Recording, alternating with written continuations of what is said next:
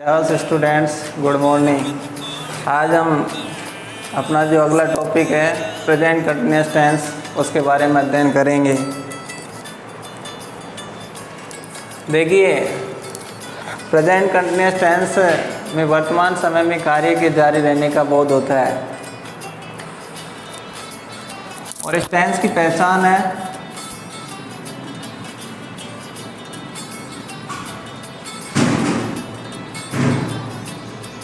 हिंदी वाक्यों के अंत में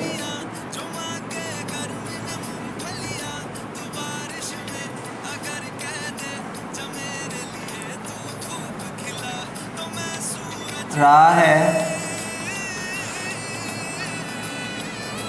रही है, रहे हैं, रहा हूँ, रही हूँ आदि शब्द आते हैं।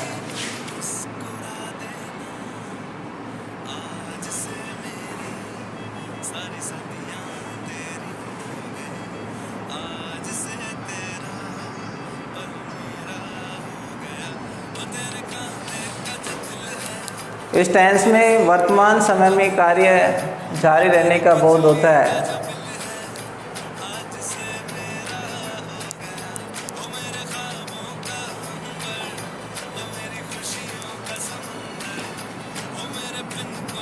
हेल्पिंग वर्ब की बात करें तो इस टेंस में हेल्पिंग वर्ब के रूप में ईजेएमआर का प्रयोग किया जाता है, जबकि मेन वर्ब की बात करें तो मेन वर्ब के रूप में वर्ब की फर्स्ट फॉर्म में आईएनजी का प्रयोग करते हैं। आगे हम देखें, यदि वाक्य का कर्ता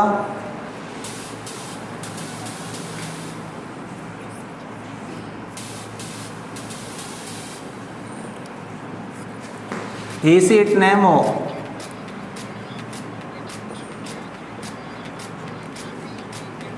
तो इनके साथ इज का प्रयोग करते हैं।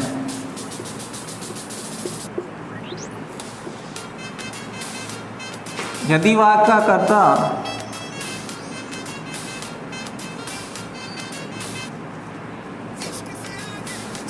आई हो तो इसके साथ एम का प्रयोग करते हैं।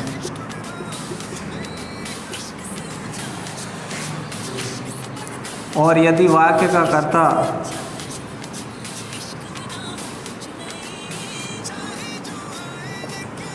बी, यू, दे या दो से अधिक व्यक्ति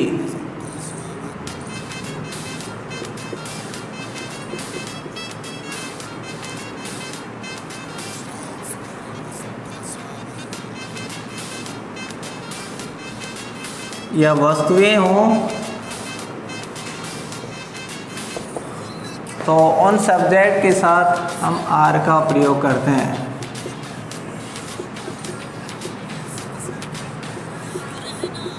इस प्रकार से यदि कर्ता ई सी इट नेम हो तो उसके साथ इज का प्रयोग, और कर्ता आई हो तो उसके साथ एम, और कर्ता वी, यू, दे या दो से अधिक व्यक्ति या वस्तु हों तो उनके साथ आर का प्रयोग करते हैं।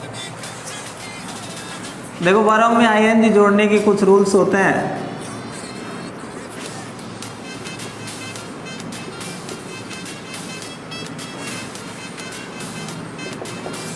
जैसे सामान्यतः वर्ब के अंत में आईएनजी जोड़ दिया जाता है। अगर देखा जाए तो पहला नियम है, यदि वर्ब के अंत में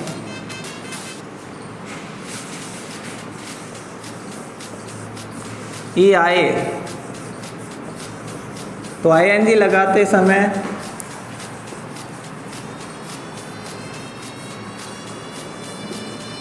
ई शब्द को हटा देते हैं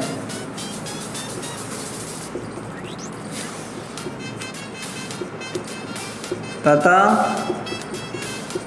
से शब्द के साथ आईएनजी जोड़ देते हैं। जैसे एग्जाम्पल के रूप में राइट प्लस आईएनजी। देखो, इस शब्द के अंत में ई आ रहा है, आईएनजी लगाएंगे तो ई हट जाएगा, तो शेष शब्द बचा राइट, WRITE, और उसमें IN जोड़ा तो WRITING हो जाएगा। ऐसे प्रकार से सेकंड नियम है कि यदि वर्ब के अंत में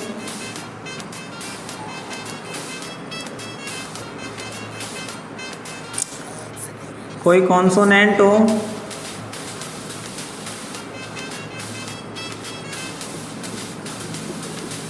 तथा उससे पूर्व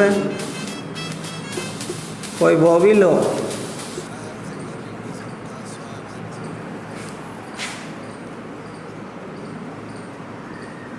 तो ING लगाते समय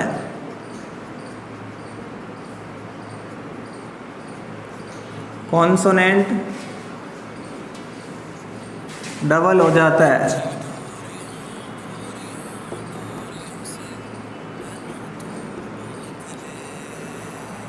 एग्जाम्पल के रूप में जैसे वर्ब है स्टोव और इसमें ING जोड़ा, तो देखो अंत में P कॉन्सोनेंट है और उससे पहले सिंगल वोवेल O है, तो ING लगाएंगे तो कॉन्सोनेंट डबल हो जाएगा। तो इस प्रकार से न्यू वर्ड बनेगा स्टॉपिंग।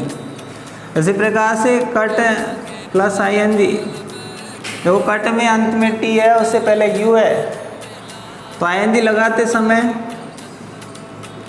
कट में T डबल हो जाएगा, शब्द बनेगा कटिंग। इसी प्रकार से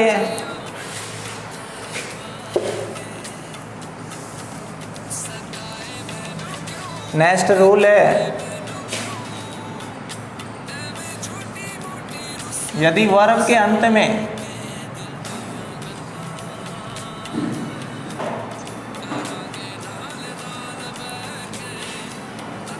L हो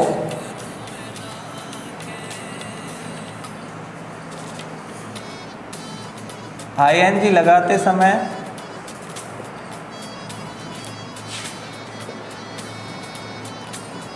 L डबल कर देते हैं।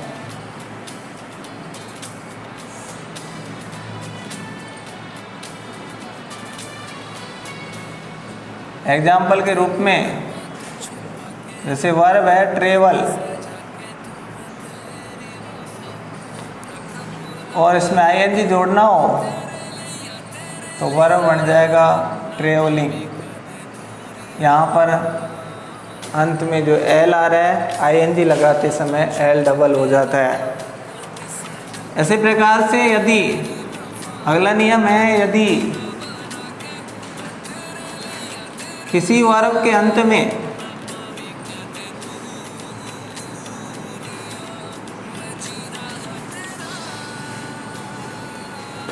IE शब्द आए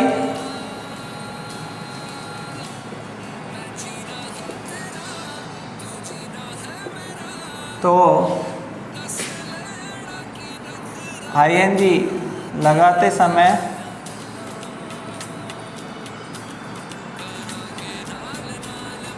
उस वर्ब के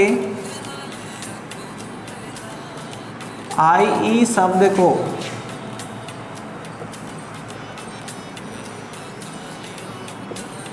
Y में बदल देते हैं।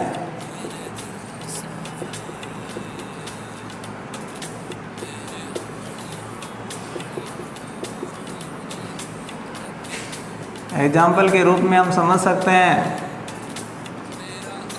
इस प्रकार से वर्ब है DIE डाई और इसमें ING जोड़ना हो तो IE को Y में कन्वर्ट कर देते हैं, तो नया शब्द बनता है हमारा DYING डाई।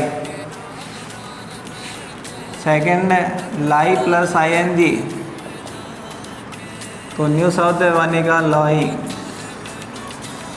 तो इस प्रकार से हम समझ सकते हैं यदि किसी वर्ब के अंत में ING जोड़ना हो तो उसके कुछ रूल्स हैं, जिनमें पहला नियम है यदि वर्ब के अंत में E आए तो ING लगाते समय E शब्द को हटा देते हैं। जैसे राइट प्लस ING, तो राइट में देखो E आ रहा है, ING लगाया तो E हटा दिया। इसी प्रकार से सेकंड रूल है, यदि वर्ब के अंत में कोई कॉन्सोनेंट हो तथा उससे पूर्व कोई वोवेल हो तो आईएनजी लगाते समय कॉन्सोनेंट डबल हो जाता है। जैसे स्टॉप प्लस आईएनजी स्टॉपिंग, इधर कट प्लस आईएनजी है तो कट में अंत में टी आ रहा है, उससे पहले यू, आईएनजी लगाया तो टी डबल हो गया। अगला नियम है कि यदि वर्ब के अंत में एल हो और आईएनजी लगाते समय एल डबल कर देते हैं। जैसे ट्रेवल, ट्रेवल के अंत में एल आ रहा है और आईएनजी जोड़ा तो एल डबल हो गया, ट्रेवलिंग। इसी प्रकार से अगला नियम है, यदि किसी वर्ब के अंत में आई ई शब्द आए और उस वर्ब में आईएनजी लगाना हो तो आईएनजी लगाते समय उस वर्ब के आई ई शब्द को वाई में बदल देते हैं। इस प्रकार से जैसे डाई प्लस आईएनजी, अंत में आई ई है और आईएनजी जोड़ा तो आई ई का क्या कर दिया, वाई। इसी प्रकार से हम आगे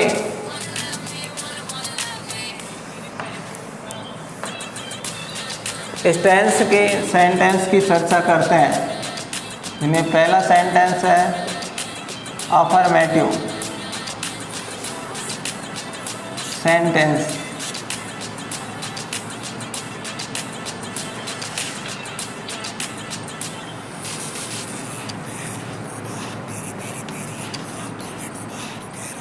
अफर्मेटिव सेंटेंस का सूत्र होता है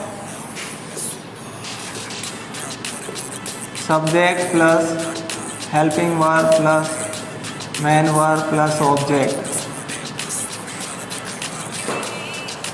एग्जाम्पल के रूप में देखें, जैसे वह कुएं से पानी ला रही है। तो इसे इस सूत्र के अनुसार ट्रांसलेट कर देते हैं। जैसे इस वाक्य का सब्जेक्ट है सी, सी के साथ हेल्पिंग वर्ब आएगी इज, मेन वर्ब ब्रिंग में आईएनजी जोड़ा ब्रिंगिंग।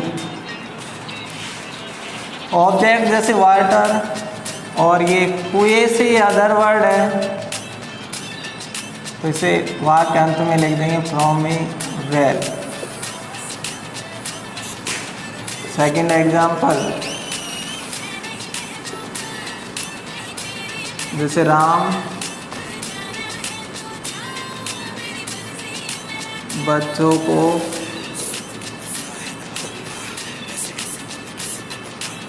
पढ़ा रहा है।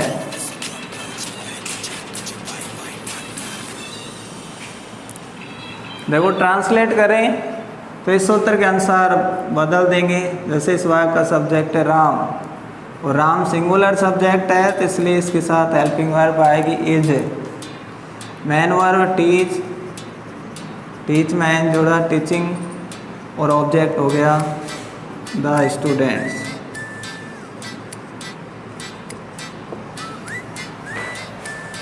अगला एग्जाम्पल,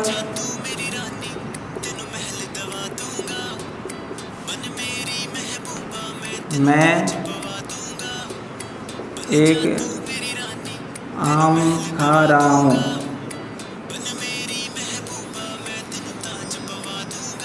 वैसे इस सेंटेंस को ट्रांसलेट करें तो इस सूत्र के अनुसार सबसे पहले इस वाक्य का सब्जेक्ट है आई, आई के साथ हेल्पिंग वर्ब के रूप में हम एम का प्रयोग करेंगे। मेन वर्ब खाना, खाने को कहते हैं ईट, ईट का ईटिंग और ऑब्जेक्ट हो गया ए मैंगो। इस प्रकार से हम इस सूत्र से कोई भी साधारण वाक्य को बना सकते हैं। सेकेंड टाइप का सेंटेंस है हमारा negative sentence.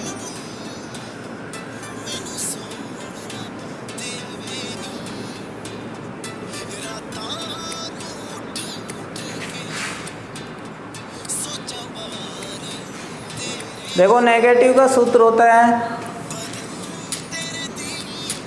Subject plus helping verb plus not plus main verb plus object. यदि कोई हिंदी वाक्य में नई शब्द आए तो उस वाक्य में तीसरे स्थान पर नॉट लगा देते हैं। जैसे एग्जाम्पल के रूप में राजेश एक कार नहीं चला रहा है।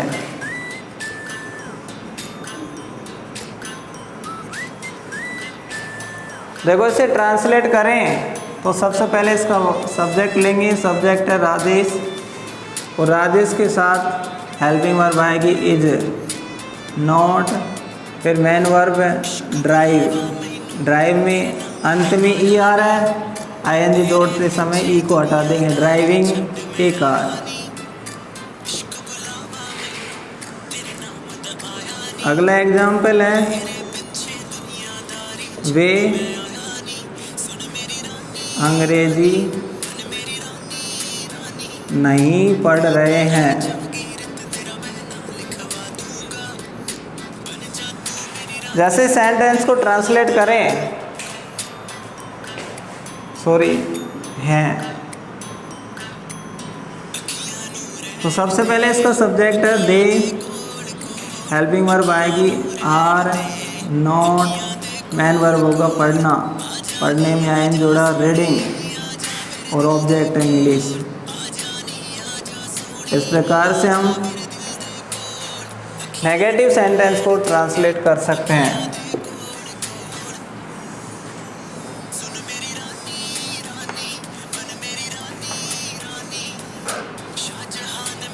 देखो अगला टाइप का जो सेंटेंस है वो होगा हमारा इंट्रोगेटिव सेंटेंस।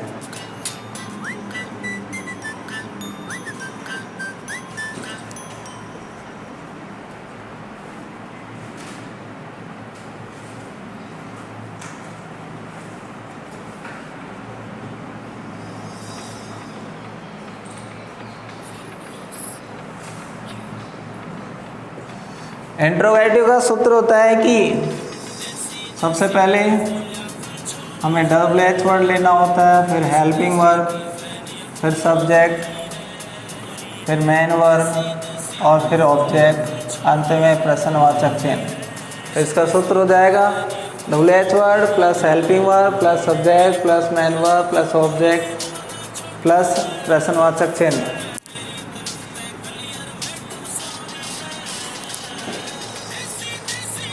एग्जाम्पल के रूप में क्या आपकी माता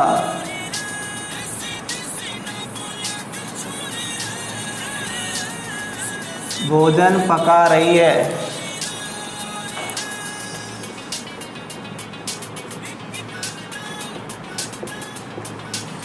यदि कोई हिंदी वाक्य क्या शब्द से शुरू हो तो उसे हम हेल्पिंग वर्ब से बनाते हैं और इस टेंस की हेल्पिंग वर्ब होती है इज एम आर और मेन वर्ब के रूप में वर्ब की फर्स्ट फॉर्म में आईएनजी का प्रयोग करते हैं।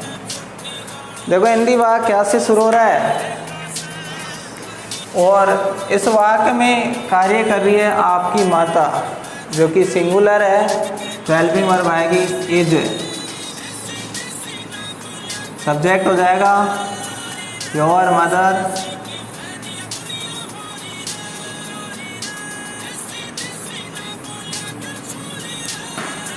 फिर मेन वर्ब लें तो मेन वर्ब है कुकिंग और ऑब्जेक्ट हो जाएगा फूड।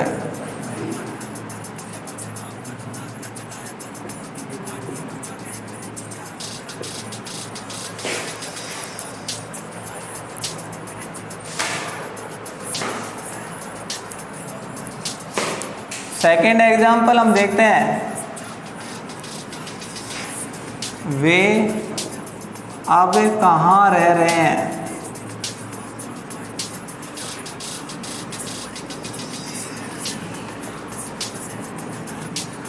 जैसे यदि कोई हिंदी वाक्य क्या से शुरू न हो तो ऐसे वाक्य में बीच में कोई प्रश्नवाचक शब्द हमें देखना होता है। जैसे इस वाक्य में है वे अब कहाँ रह रहे हैं, तो यहाँ पर प्रश्नवाचक शब्द है कहाँ। जैसे अंग्रेजी भाषा की लैंग्वेज में डब्ल्यू एच वर्ड बोलते हैं और इस वाक्य का डब्ल्यू एच वर्ड होगा वेयर।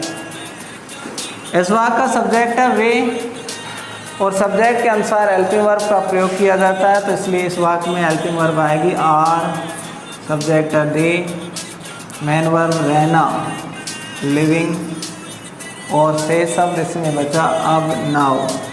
तो इस प्रकार से इसका ट्रांसलेशन होगा where are they living now. अगला एग्जाम्पल है, क्या रोहन आज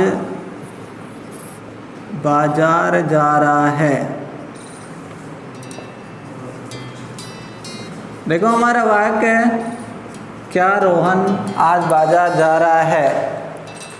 इसको ट्रांसलेट करेंगे तो देखो इस वाक्य का सब्जेक्ट है रोहन, और रोहन के अनुसार हेल्पिंग वर्ब आएगी इज। तो सबसे पहले हिंदी वाक्य क्या से शुरू हो रहा है, तो सबसे पहले हम क्या लेंगे हेल्पिंग वर्ब, और हेल्पिंग वर्ब होगी इज।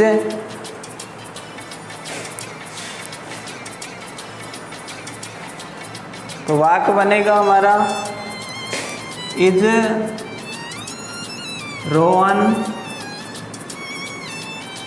मेन वर्ब ले इस वाक्य की, तो मुख्य कार्य हो रहा है जाने का, गोइंग, और ऑब्जेक्ट है बाजार टू मार्केट, बचा शब्द है today. Is Rohan going to market today. इसी प्रकार से नेक्स्ट एग्जाम्पल लें,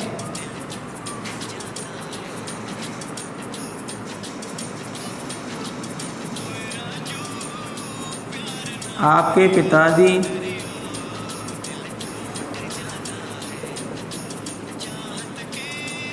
घर क्यों आ रहे हैं।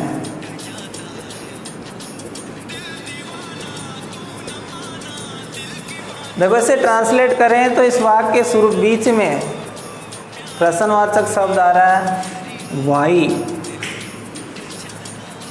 और यहाँ पर इस वाक्य का सब्जेक्ट है आपके पिताजी, तो इसके हिसाब से हेल्पिंग वर्ब आएगी is. Your father, main verb है आना, कम में आईएनजी जोड़ेंगे कमिंग, और ऑब्जेक्ट है एट होम। तो इस प्रकार से इस वाक्य का ट्रांसलेशन होगा why is your father coming at home. अगला हमारा जो लास्ट है सेंटेंस बचा, जिसका नाम है इंट्रोगेटिव नेगेटिव।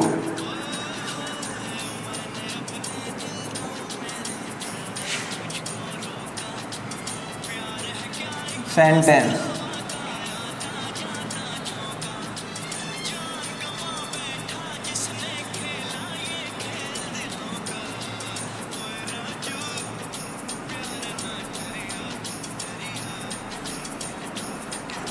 इस प्रकार के वाक्य में प्रश्नवाचक चिन्ह और बीच में नेगेटिव बोधक शब्द भी आता है, जिसका सूत्र होता है WH word plus helping verb plus subject plus note plus main verb plus object, और अंत में प्रश्नवाचक चिन्ह। देखो इंट्रोगेटिव नेगेटिव सेंटेंस का सूत्र होता है कि सबसे पहले इस वाक्य में यदि बीच में कोई प्रश्नवाचक शब्द आए तो उसे WH वर्ड के रूप में लिखना होता है, उसके बाद में उस टेंस की हेल्पिंग वर्ब, फिर सब्जेक्ट, फिर नोट, फिर मेन वर्ब और फिर ऑब्जेक्ट, और अंत में प्रश्नवाचक चिन्ह का प्रयोग करते हैं। जैसे एग्जाम्पल के रूप में हम देखें,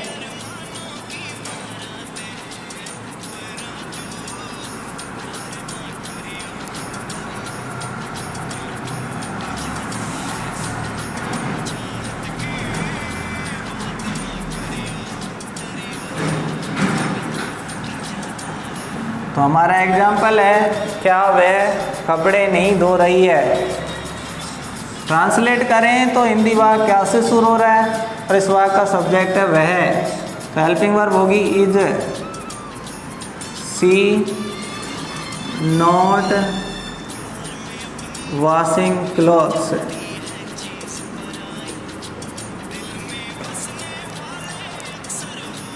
सेकेंड एग्जाम्पल की बात करें,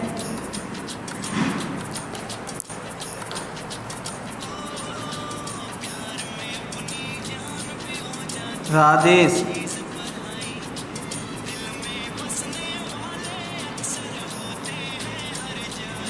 आपको क्यों नहीं बुला रहा है।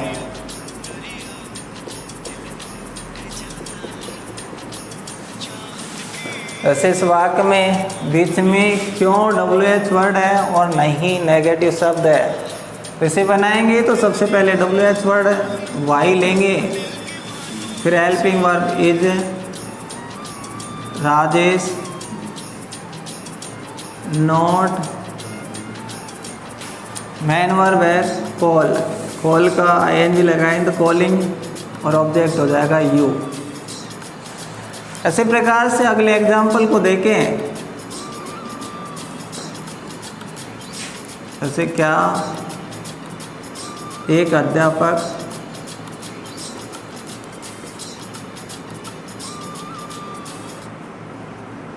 आपको नहीं पढ़ा रहा है।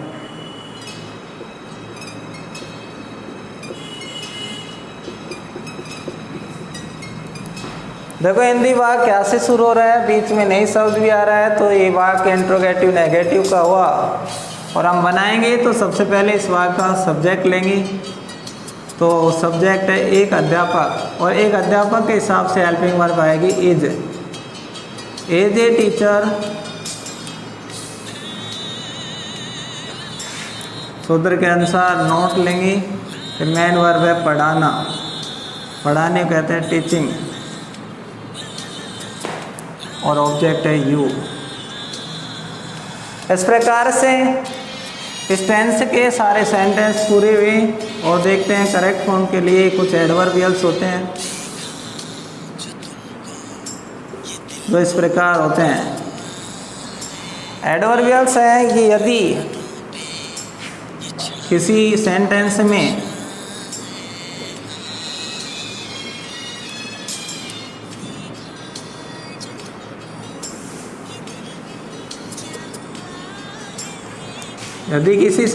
में still in the present time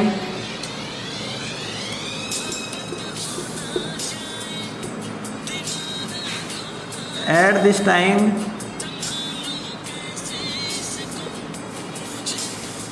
in these days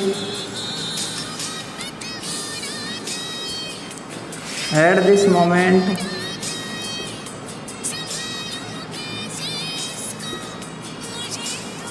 now और टुडे में से कोई शब्द आए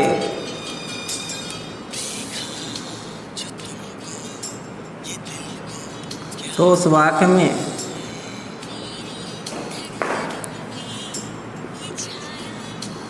प्रेजेंट कंटिन्यूअस टेंस का प्रयोग करते हैं।